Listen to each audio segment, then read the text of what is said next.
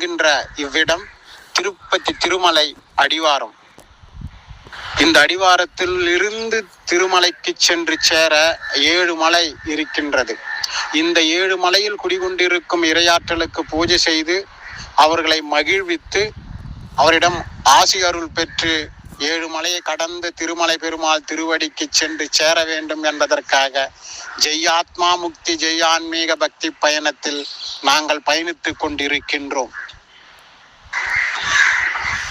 ஆதி காலத்தில் இவ்விடத்தில் விருஷ்வா ரிஷி என்பவர் மகாவிஷ்ணுனை நோக்கி தவம் இருந்தார். இந்த தவத்தை மதித்து மகாவிஷ்ணு மகம் நிறைவடைந்து மனமகிழ்வோடு காட்சி தந்த இடம்தான் விருஷ்வாத்திரிக்கு இந்த திருமலையின் அடிவாரம்.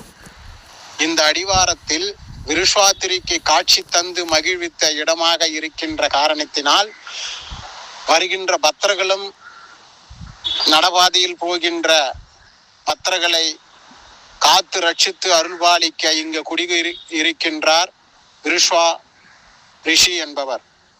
அவருக்கு பூஜை செய்து மகிழ்வித்து அவரிடம் ஆசி பெற்று நாங்கள் மேலும் இப்பயணத்தை தொடருவோம் என்பதை பெரும் மகிழ்ச்சியோடு தெரிவிக்கின்றோம்.